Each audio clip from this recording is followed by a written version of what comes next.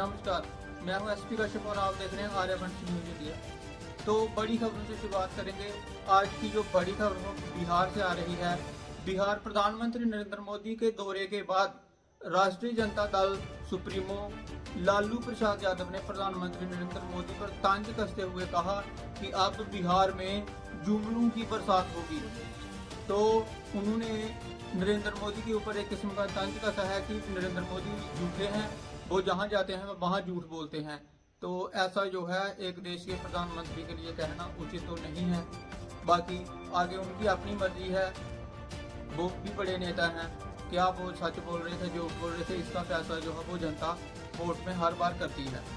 आगे बात करेंगे, उधर प्रधानमंत्री नरेंद्र मोदी जब धीरेन्द्र कृष्ण शास्त्री के धाम में गए थे हॉस्पिटल का उद्घाटन करने के लिए, तो सूत्रों के हवाले से खबर आ रही है कि प्रधानमंत्री नरेंद्र मोदी ने धीरेन्द्र कृष्ण शास्त्री से पर्ची निकालने की ट्रेनिंग ली है।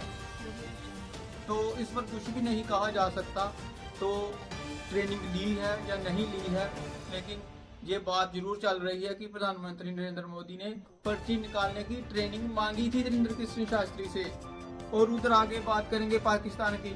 तो पाकिस्तान में बहुत बुरा हाल चल रहा है। उनके आधे प्लेयर जो हैं वो लापता हो गए हैं, गुम हो गए हैं, किसी को दिखाई ही नहीं दे रहे हैं, पता नहीं कौन से बिल में छुप गए हैं। खास कर बाबर आजम जो है वो तो किसी को नजर आ ही नहीं रहे। और जो उनके पूर्व क्रिकेटर हैं, फार्मर क्रिकेटर शोएब अख्तर, इंजमामुल हक, दानिश कनेरिया जैसे बड़े प्लेयरों ने इनके ऊपर इल्जाम लगाया है कि पाकिस्तान के क्रिकेटर जो इनको क्रिकेट खेलना ही नहीं आता है। देखिए एक रिपोर्ट। हम क्यों अपना दिमाग दीवारों से पटकें, क्योंकि हमारे बैटर्स ने एक ही तरह बैटिंग करनी है। वो रीजन है, इसलिए बैटिंग उन्होंने। उधर बात करेंगे एडवोकेट अमेंडमेंट एक्ट बिल 2025 की। तो जो 1961 का बिल था उसमें थोड़ा सा संशोधन किया है अब भारतीय जनता पार्टी ने, तो इसमें अमेंडमेंट की गई है। तो कुछ जो अमेंडमेंट इसमें की है, तो जो भारत के वकील हैं, जो एडवोकेट एसोसिएशन है, इनको जो है वो उस पर कड़ी नाराजगी है। ये चाहते हैं कि सरकार ने जो अमेंडमेंट में इस बिल में जो अमेंडमेंट की है उसको तुरंत वापस ले। उन्होंने चेतावनी देते हुए कहा कि अगर सरकार ने इस बिल को वापस नहीं लिया तो ये सरकार हम उखाड़ फेंकेंगे। तो इसमें ऐसा क्या है जो वकील एसोसिएशन जो है वो इस पर भड़क गई है और क्यों इसको वापस करना चाहती है। तो इसमें कुछ जो 2-3 बातें हैं। 1961 का बिल जो था इसमें इन्होंने दलाल जो होते हैं उनकी भूमिका जो पर रोक लगा दी है। और दूसरी जो है स्ट्राइक, जो वकील स्ट्राइक करते हैं, हड़ताल करते हैं, जिससे सरकार का काम जो है वो बाधित होता है। जो सरकारी मैजिस्ट्रेट हैं वो सारा दिन उधर जाके बैठे रहते हैं अपनी कुर्सी पे, और इधर वकील जो है वो हड़ताल पे होते हैं। लोगों को आगे तरीके मिलती जाती हैं। तो इसीलिए सरकार ने कहा है कि अगर कोई भी प्राइवेट वकील जो है ये हड़ताल करेंगे तो इनके ऊपर एक्शन लिया जाएगा, 3 महीने की इनको सजा दी जाएगी और इसके साथ जुर्माने का प्रावधान भी रखा है। और एक और फॉरेन एजुकेशन, इसमें जो फॉरेन एजुकेशन है वो भी इसमें भारत में आएगी। जो फॉरेन की एसोसिएशन है वो भी भारत में आके काम कर सकेंगी। तो इस पर भी उन्होंने कड़ी चिंता व्यक्त की है कि अगर वो लोग भी यहाँ आएंगे तो हम कहाँ जाएंगे। तो ऐसी स्थिति में ये जो 3 चीजें हैं, तीनों का विरोध करते हुए उन्होंने कहा कि सरकार जल्द से जल्द इसको वापस ले। आगे चलते हैं।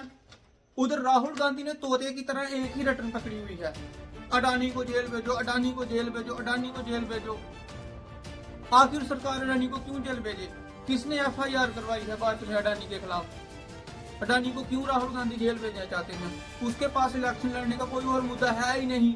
हर इलेक्शन में उसकी हार हो रही है, कभी यूपी में हार, कभी पंजाब में हार, कभी दिल्ली में हार। दिल्ली में तो उसको एक सीट भी नहीं मिली।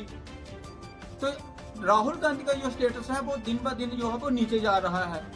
तो इसलिए राहुल गांधी को इस अडानी जैसे मुद्दे को छोड़कर देश की जो जनता है उनके बारे में सोचना चाहिए, देश के लिए काम करना चाहिए कि देश को किन चीजों की जरूरत है, उस और बढ़ना चाहिए उसको। ये अडानी तोते की तरह हर रोज प्रेस कॉन्फ्रेंस करके लगा रखा होता है कि अडानी ने ये कर दिया, अडानी को अरेस्ट करो, क्या है ऐसा अडानी के पीछे पड़ने हुआ? ऐसे बहुत सारे और भी बिजनेसमैन हैं देश में, सिर्फ एक ही अडानी के पीछे पड़े हुए राहुल गांधी। तो ऐसे में राहुल गांधी को अडानी का मुद्दा लेकर कोई फायदा नहीं होगा। उधर आगे बात करेंगे प्रधानमंत्री नरेंद्र मोदी की। तो आज उन्होंने ग्लोबल इन्वेस्टर समिट भोपाल में हिस्सा लिया और उन्होंने पूरी दुनिया को भारत में निवेश करने का और यहाँ पर इन्वेस्ट करने का इनविटेशन दिया। जय हिंद।